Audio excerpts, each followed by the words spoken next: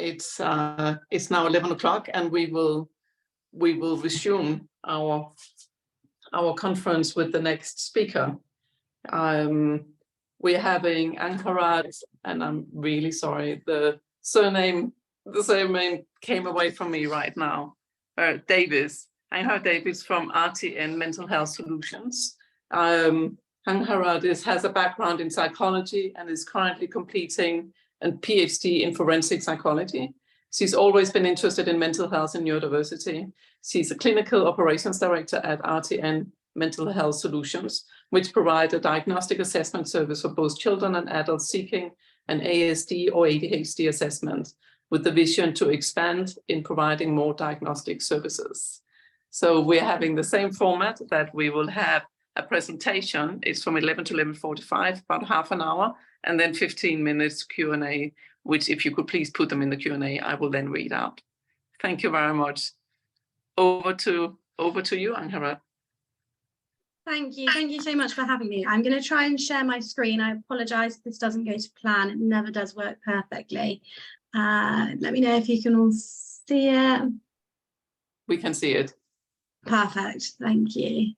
Let me just make that nice and big screen for you. So thank you for having me. Yes, correct. I'm Angharad. I'm the Clinical Ops Director for RTN Mental Health Solutions. So we provide diagnostic assessments to both adults and children looking for ASD and ADHD assessments. Now, the reason I kind of wanted to talk today was to discuss adjusting to a late diagnosis and how that can impact an individual and what that means for an individual. So just to discuss the neurodiverse population. So in the UK, we have a huge neurodiverse population, and I'm sure you may have heard some of these facts and figures before, but roughly 15 to 20% of the country are neurodiverse. And over 700,000 people are diagnosed with autism alone. Now, that is solely the people who are diagnosed, which means that there are people who probably don't even have the diagnosis with autism. The NHS currently receive over 150 referrals a day. Now, I personally think that's probably quite small, and there probably is a lot more people who are going for an ADHD assessment on the NHS. But in December 2022, 140,000 individuals were currently on the waiting list for an ASD assessment with the NHS, which is an increase of 40% in the last year. What we've seen in the last year is a huge increase in media coverage and a greater understanding of what neurodiversity is. And as a result, more people are looking to kind of go through that diagnostic process. So what is neurodiversity? Neurodiversity refers to the way that everyone's brain works differently from one another. It's just like fingertips. The brain is unique, and your abilities and strengths will be unique to yourself. Most people are neurotypical or not neurodivergent, which basically means that they behave in a way the world sees as typical. However, hundreds of thousands of people act, behave, and interpret information in ways that are very different to the majority, and this is what is called the neurodiverse community. So when we talk about the neurodiversity, we're referring to things such as autism, ADHD, dyslexia, dyspraxia, and tic disorders. Now, all of these conditions exist on a spectrum, and they can vary between individuals. So people with these conditions may be completely different to each other and often completely indistinct from neurotypical individuals. And this is because a diagnosis or condition isn't always visible. So what we have seen in the last year as a diagnostic service is actually 68% of our clients who came to us for a diagnostic assessment were adults. But when I completed a simple Google search looking for an ADHD assessment, the top links made references to child ADHD assessments. However, we're seeing that the target audience is necessarily for adults. And when I mean adults, I'm referring to individuals over the age of 18. So what we can infer from that, they're probably at an age where they're starting to look at their career.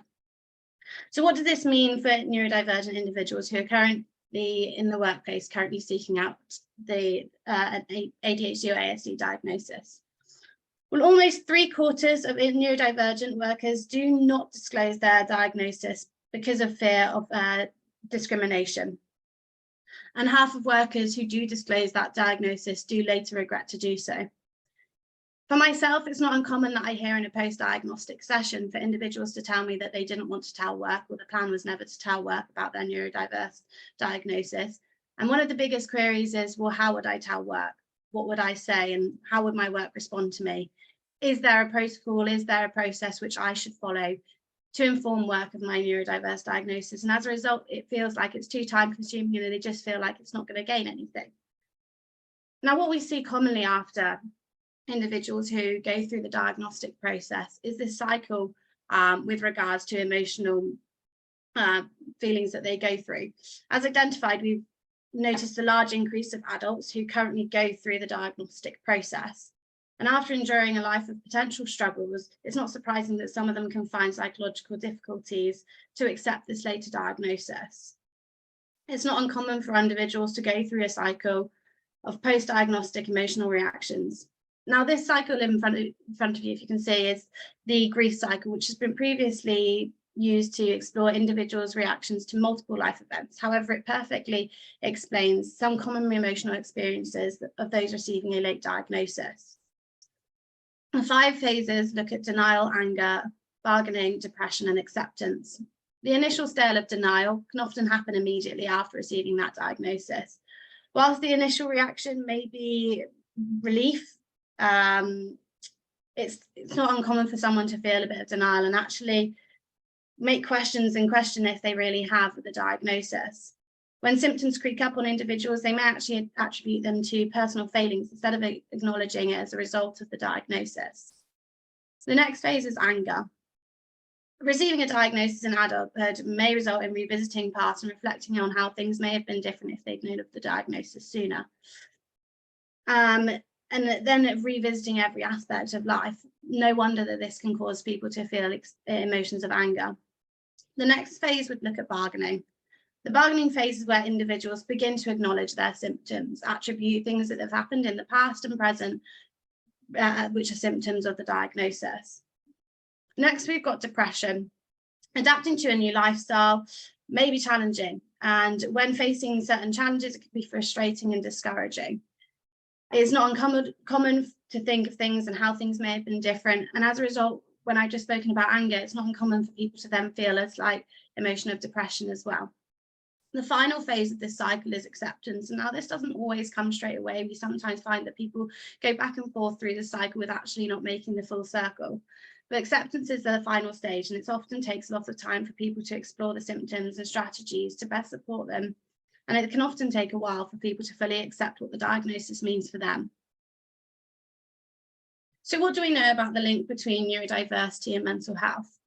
Many reasons why individuals with a neurodiverse diagnosis may experience mental health concerns due to a lack of support, stress on masking, the sensory environment, and social situations.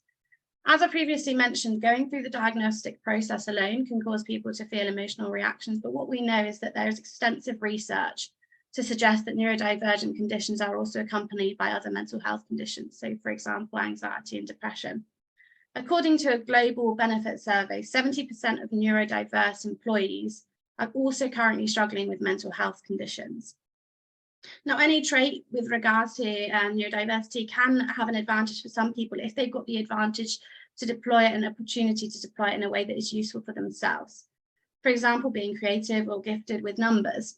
For some, however, having neurodivergent traits may create challenges, especially when navigating settings where there are social expectations. And the difference can lead to or be associated with difficulties including mental illnesses. Mental health conditions such as depression and anxiety are frequently found as comorbidities with neurodivergent conditions. As a service, when we provide our diagnostic assessments, we always look to provide a mental health screening, looking at levels of depression and anxiety. If I'm honest, it always surprises me when I see those come back as being mild. I more frequently would see those numbers coming back as moderately severe or severe. Whilst we understand that individuals who are neurodiverse are facing mental health challenges related to their employment, it's often going unnoticed. So neurodiversity in the workplace, according to the Office of National Statistics, sorry, I cut to my screen, 64% of employers still admit to having little or no understanding of neurodiverse conditions. Who also suggest, according to the National Statistics Office, they also suggest that only 22% of autistic people are actually currently in work. At least 1 in 10 working age adults are neurodivergent, but not enough is being done in the workplace to support individuals. Neurodiverse employees may face multiple struggles in their workplace, resulting in poor employee well-being, difficulties performing workplace responsibilities, workplace bullying, difficulties responding to change and not feeling financially secure, facing burnout or poor physical health. And this can often happen as the working environment is not being inclusive. With all workplace issues, no single individual should have to shoulder the burden. The most effective response is actually that to be of a collective level. All of these struggles will have an impact on an individual's self-esteem and mental well-being, which calls for employers to be more supportive of neurodivergence. As I mentioned, there are many struggles individuals may face in workplace. We need to ensure that the workplace and working practices are designed to be inclusive. This form of exclusion can create barriers, which in turn can lead to discrimination, pressure, and underperformance. The disadvantages of not supporting neurodiversity at work results in high employee turnover, poor employee well-being, and reduced performance from employees, and the risk of burnout. However, the benefits of neurodiversity in the workplace results in more perspective, increased employee loyalties, empathy and creativity, more explicit directions around tasks. Workers who think differently often have pronounced strengths, and this can be a real value to the workplace. So what can employees do in response to neurodiversity? Evidence shows that in creating an environment which is inclusive and supportive of neurodiverse conditions enables employers to be more productive. So focusing on supporting the individual and learning about their strengths and challenges. Undertake workplace assessments to ensure that workplace is accommodating and suitable for all people with neurodiverse conditions. Normalise and empower open discussions around neurodiversity and carry out neurodiversity and awareness training. It's important to understand that not one size fits all approach. Identifying individuals as individuals and responding to their specific requirements is essential. There are some frequently occurring issues, however, which should be considered when thinking about the working environment. Now, these consist of awareness, is the training, like I just mentioned there, for people to understand neurodiversity, noise and lighting levels. Many neurodivergent individuals have elevated sensory sensitivities, which can be a source of distraction and anxiety if the adjustments aren't made. Equipment and communication. Using clear and unambiguous instructions and have assistive technology such as time management and applications is also very useful. So I suppose what I'm saying by this is by being an employer who's inclusive of neurodiverse employees, subsequently you can improve an individual's mental health. Neurodivergent people can be at high risk of developing mental health conditions, and this can be due to factors including the stress of unadjusted working environments and bullying at work. These are all issues that things can be addressed and supported to at least some extent by collective actions within the workplace. Now, we've already noticed that going through the diagnostic assessment alone can increase the levels of someone's anxiety and depression that they face. So by being an employer who's inclusive will encourage individuals to feel reassured when sharing the diagnosis and knowing that there will be support that can be provided to them following the diagnosis. I know I have just very quickly whizzed through that. I'm a very quick talker, so I apologise. Is there any specific questions? I think we'll take the questions at the end, if that's okay. If that's okay for you, there are a few. So we could take what's there now and then you come back in and then we go back. Would you prefer that? Whatever's easiest, I'm happy. Excellent. Well, let's we can certainly take some now. So that was one that started up just from my own perspective. I'm late diagnosed autistic and ADHD.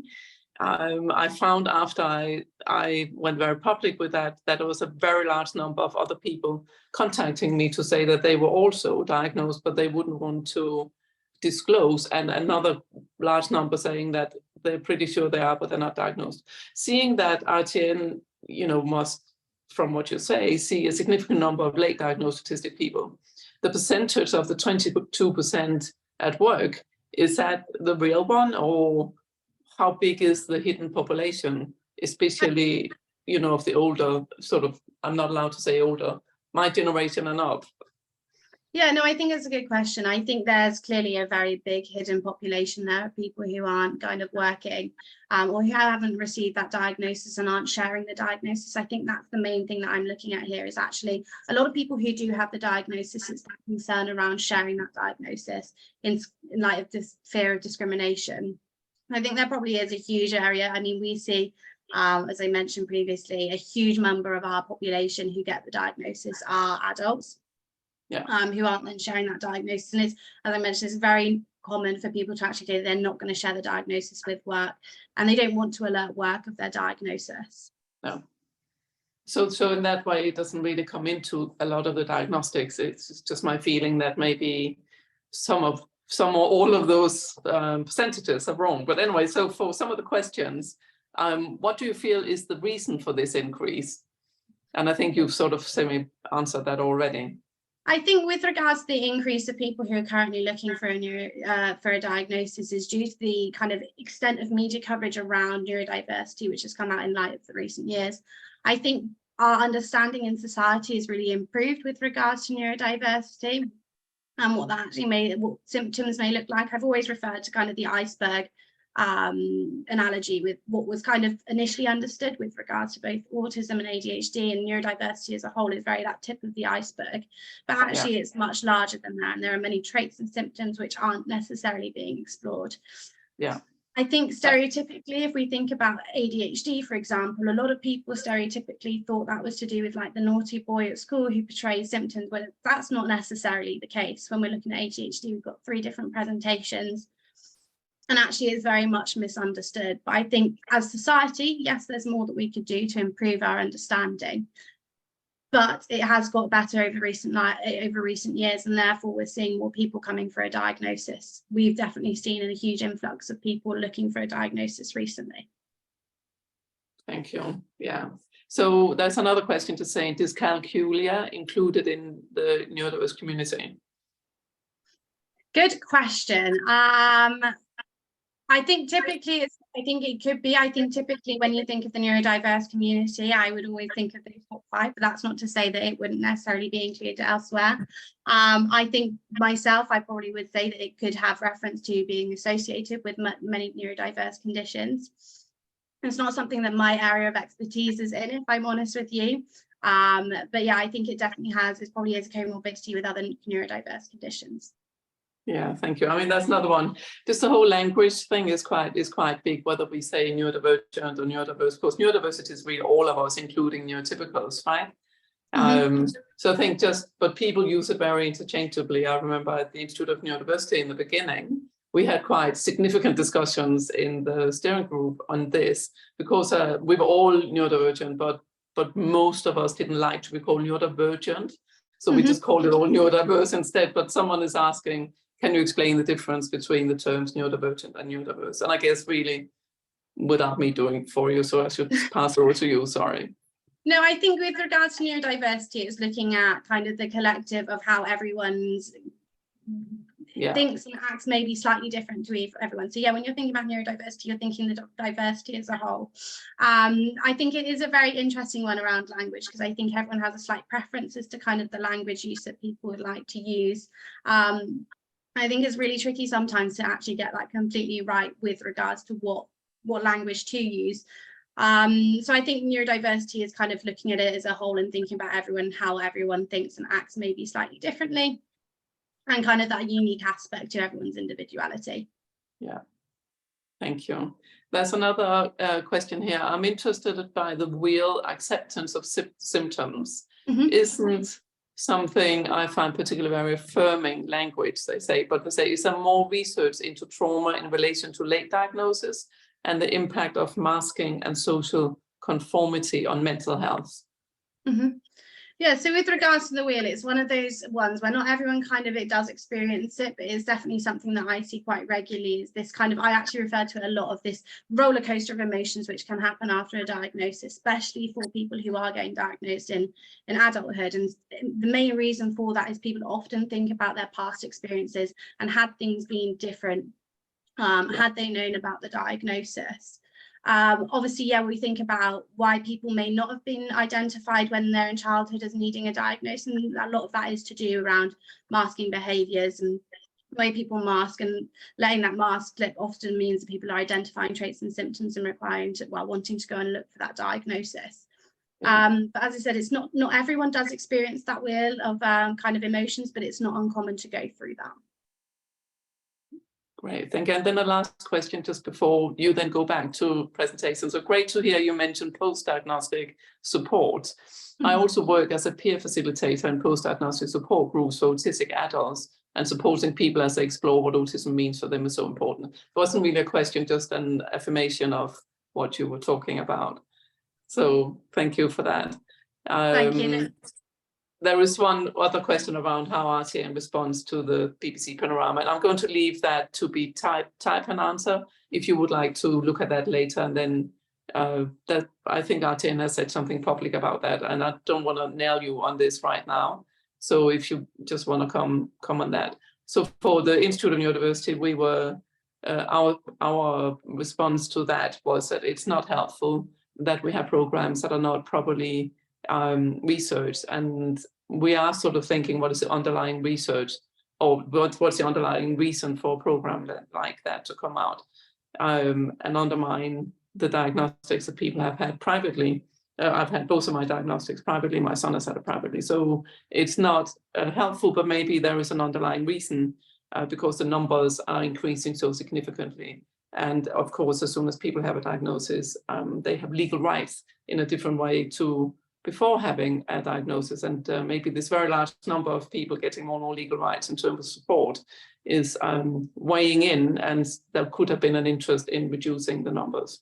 I don't know, this is just speculation, but we would be calling for proper research into these kind of disclosures, but you can't control the press, obviously, and we shouldn't.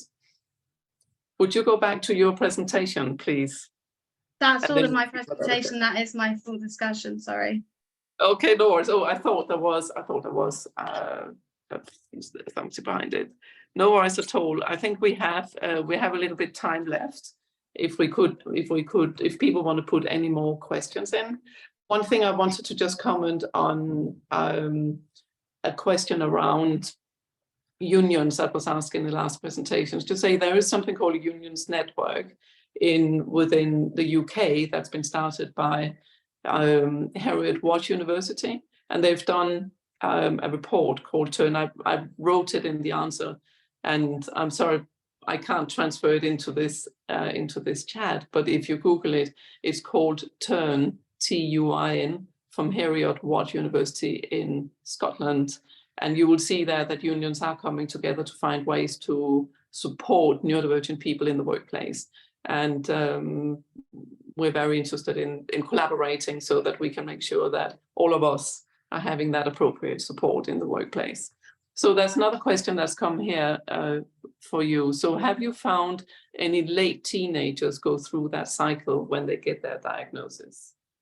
I think it's definitely something that everyone may, well, some people, no matter of the age, a lot of people may go through that cycle. It's not just adults who do go through that cycle. I think, especially for teenagers, when we're looking at people who are kind of going through their GCSEs or A-level years, that's a key time for them. And it wouldn't be surprising for them to kind of go through that cycle and think, you know, if I'd have known this sooner, would I have got more support in education? Would I have been given something that may have supported me further? So it wouldn't surprise me if we did see teenagers also go through that cycle. Mm-hmm. I think the main thing that obviously with adults is looking at those past experiences. But again, a late teenager, there's no surprise that they may also go through and look at, you know, previous experiences in their education and think, you know, had I known about this sooner, would I have, you know, would something else have been different? Would I have been able to do something slightly different to support me better, really?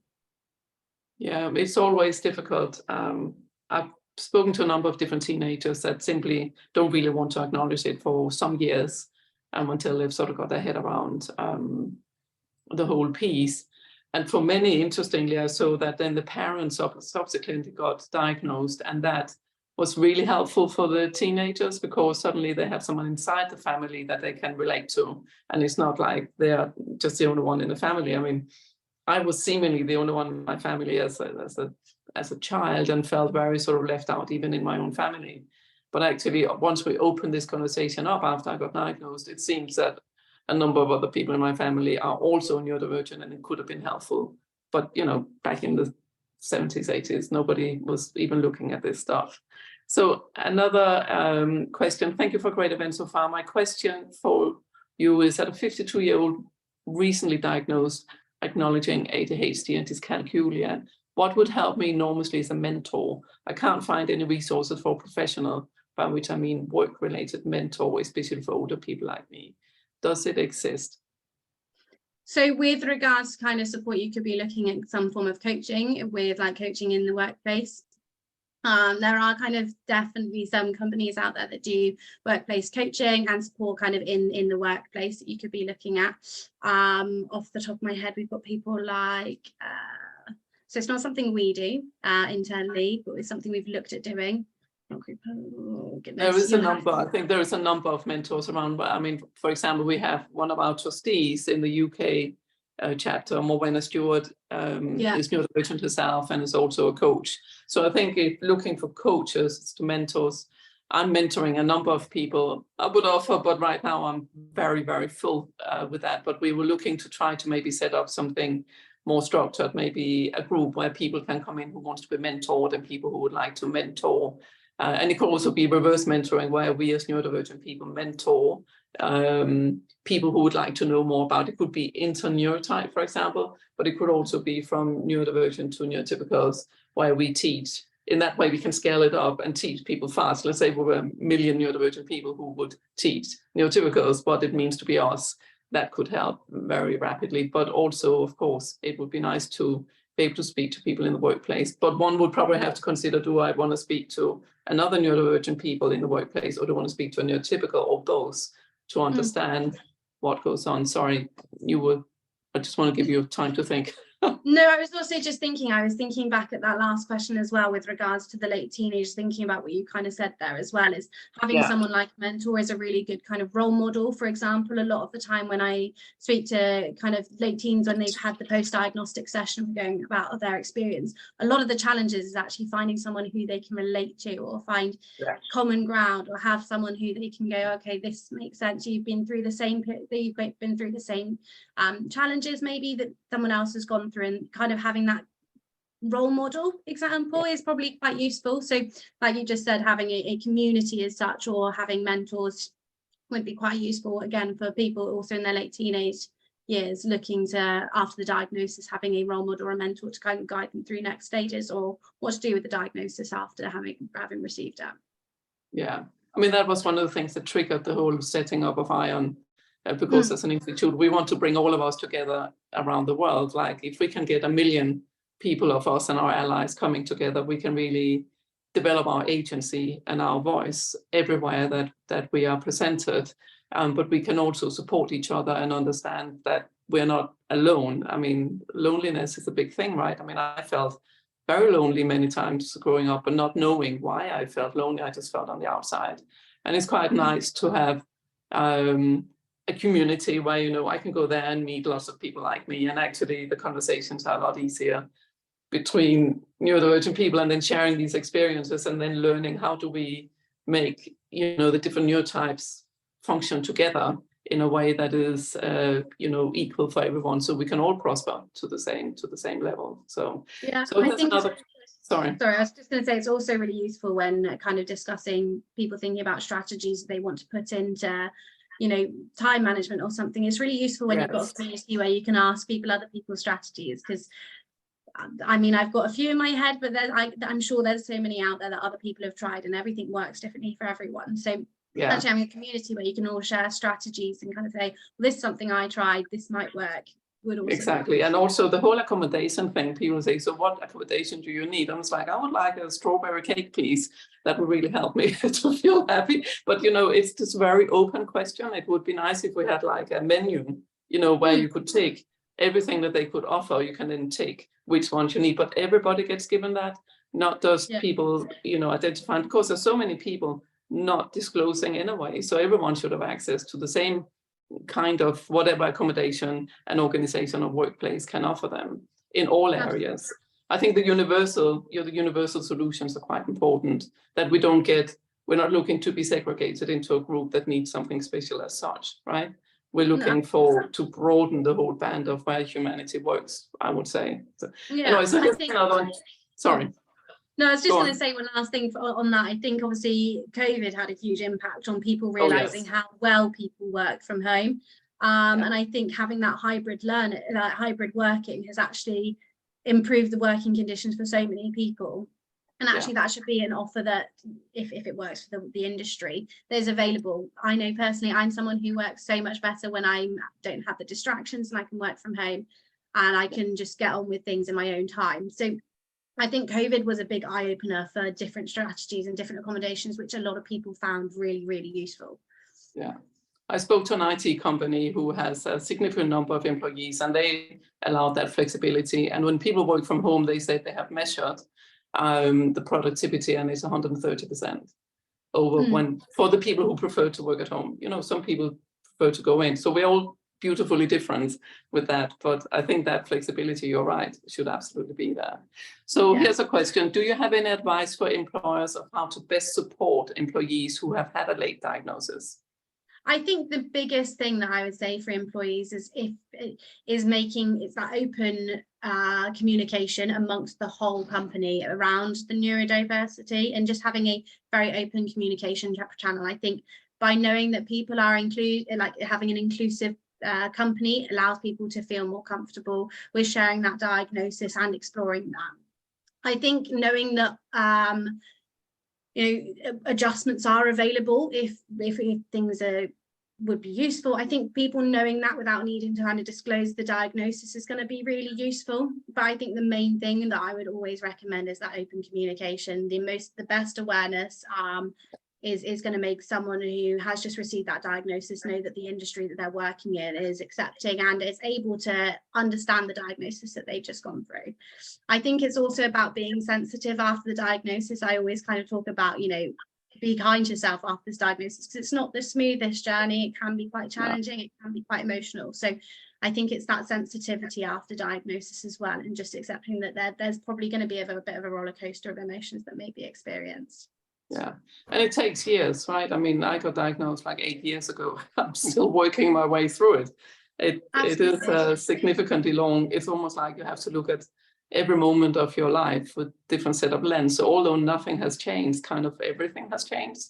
And I think that's something it would be good for the workplace to be sensitive to, as you just said, really good. So someone is asking, is that top document to pass on to a manager to help them understand better?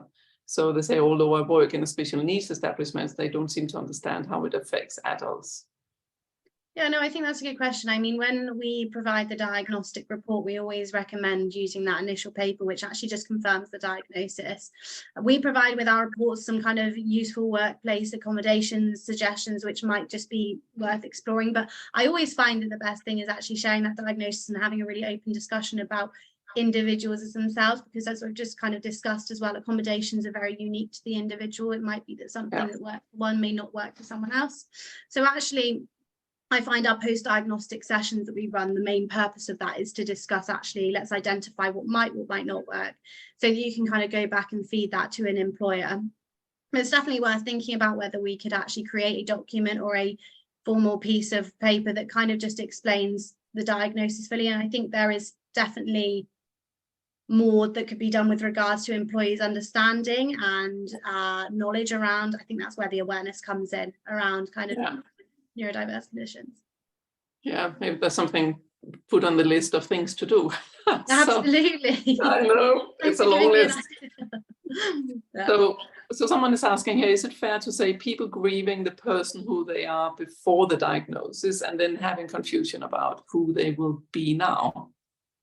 Yeah, no, I think so. I think there's been some quite interesting documentaries. I've just got one in my head at the moment that's come out where a celebrity recently kind of went through the diagnostic process and kind of was explaining his feelings after the diagnosis and saying, how he got diagnosed with ADHD, and actually it was mainly validation for him, that actually his behaviors that he portrayed when he was younger actually suddenly made a bit of sense. And actually it was just more validation. So I think it could be kind of expected to kind of grieve the person that you were before, but actually the main thing is to understand that you're still exactly the same person as you were before. Nothing needs to change if you don't want things to change. It's actually just more so about understanding how your brain may work slightly more so. It's not necessarily a case of you having to change as an individual, but I can understand why people may grieve that experience previously. I'm thinking maybe the grieving may come through our own biases as well. I mean, I definitely had biases why I didn't understand the variety of how autistic people present. So the first reaction for me when I had the diagnosis confirmed was to burst out crying. And my first thought was, what have I done to my children? So somehow in my head, I had made some kind of bias that autistic people couldn't be good parents, right? And then I had to challenge myself on where did that come from? Why do I think that I can't be good parents because I'm autistic? Because everything you read is so negative. It's certainly what I did then, further back in the day, it has improved a lot. But it feeds our biases about ourselves as well. And I think that one is pretty damaging because you go and think, oh, what have I done wrong here, there, this, and we haven't done anything wrong. We are just different, right?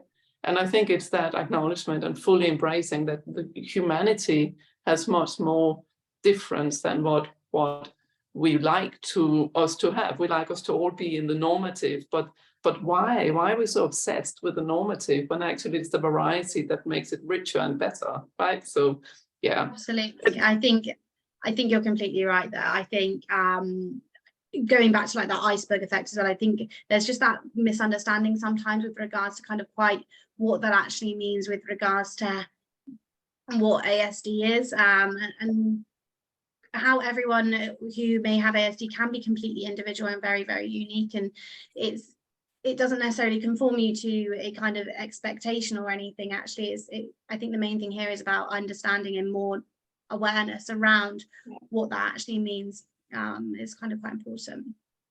And that awareness comes really well if we have also one-to-one conversations where we talk about it, talk about ourselves as well, even though it feels uncomfortable, but it helps to increase this awareness for the future and for everything to change. So a bit of a trailblazer is always uncomfortable, but all of us who open up about it are just that.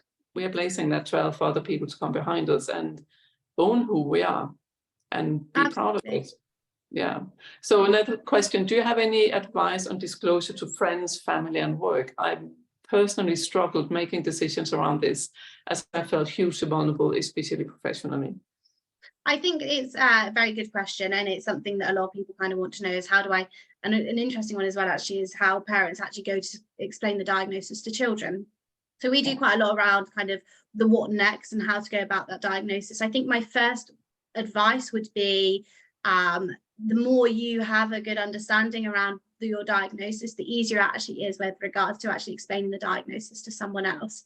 I also think the main thing is do not focus, and I think this is one of my biggest grievances at the moment, is actually we focus a lot on challenges and we don't actually look at the strengths that actually having ASD may pose. So I think it's very much think about the strengths that has. So I think my advice would be understand it as much as possible and then focus on a strengths base, make it a positive thing instead of just thinking of it as the challenges and like think of it as a positive thing would be my advice. I think also it's something that I'd recommend when you do share a diagnosis is encourage people around you to get the awareness and understand it as much as possible as well.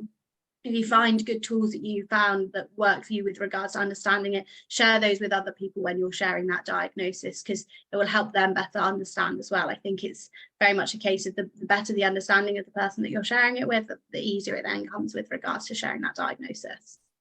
There's a lot of advocates out there that are sharing a lot of what they experience and feel, and also of advice generally that comes directly from us to the broader public. One thing is how people react when you disclose, which can be super uncomfortable. I mean, I've had a number of people say, no, you're not.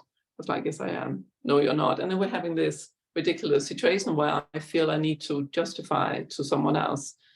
what I have lived with all my life and what it has been like since I was very young. And when looking back on it, it's very clear. It was super clear. So my ASD, for example, made me just be completely passive in school. So I didn't jump around. I was just in my own world on a constant basis. So all of my grade papers said, child is unconcentrated. I was perpetually unconcentrated, except on the things that I found interesting. Sort of coming out with this professionally is super uncomfortable. It was super uncomfortable for me. I thought that once I did that, everybody would just look at me and think autistic person with all the biases that they have inside them on what that should be looking like. I mean, I've had people say you don't look like an autistic person, to which I answer, could you please explain to me what an autistic person looks like? Which of course they couldn't, and then they realized that was probably not the right question. I mean, it's the intent that matters, of course, but unfortunate questions when people disclose. Just be curious, but never forget, kindness and respect to that person. It's very much the same that the whole LGBTQ plus community has been struggling with for 100 years since they started being a lot more open, and it's still very hard for many people from that community to come out and start telling everybody, and you have to repeat it to so many people before it kind of settles. It's a process, but this is where the community that we are building can hopefully help, where we can lean in on other people's stories and get support from that as well. No, and I think you're completely right. I think the other thing is there's also no right time to share a diagnosis. It's not something that I say, well, you need to share it straight away, because a lot of people are like, well, what do I do with this diagnosis now? Where do I go? And I'm like, well, that's a case of think about who do you want to know? Who would you? There's no rush to share the diagnosis, and there's no necessarily a right time to share that diagnosis. It's very much a case of when feels right for yourself to actually share that diagnosis, and also what's that going to, when do you feel that you need to share the diagnosis? It's not, do you know what I mean? It's one of those things. I think there isn't a right or wrong time with regards to sharing the diagnosis. Do it when you're feeling a comfortable position to want to share the diagnosis. I completely agree on that. Never feel pressurized to do that. I think at some stage it will become something that you feel you have to do, just to own your whole self, and it will just come out automatically. It would be scary, but it would just, you can't not tell. So I would just, it took me 5 years to talk about it. I talked to my family about it, so it was like first the closer circles, then the next circle, then the next. It was really slow development over 5 years before I was feeling confident enough. And even then I wasn't feeling very confident, but I felt the need to go out in a broader way and sort of advocate for the bigger picture, to change the life for my family, my children, my potential grandchildren, great-grandchildren. Let's face it, it's quite genetic. It's likely to be in a family for generations. So if I can do my piece to try to change some of those conversations and the narrative that's been written that is not complete, that we can help completing that, I thought that would be great. I think we have time for one more question, the last one. Do you know anyone who can speak as an expert witness in defense of disability discrimination case in employment tribunal for harms such as autism, ignorance, and even invalidation is likely to cause in terms of harm? Do I know anyone who could? Good question. Off the top of my head, I don't, but I'm sure there's probably people within my network that probably would be able to speak as an expert witness, but no, not off the top of my head, I don't. Right. So I don't know whether those expert witnesses would generally be found. So there is companies like, I want to say there is definitely companies that have an expert witness aspect of the company, will provide expert witness testimonies. And let me do some Googling and I'm sure I can find them up, who we've done some collaboration with regard to the diagnostic process. So if I can find them, I'll put something in the chat afterwards. Perfect. Thank you. Thank you so much for being here. Really, really appreciate your time and your input. Thank you so much to everybody asking questions and interacting. That's fantastic.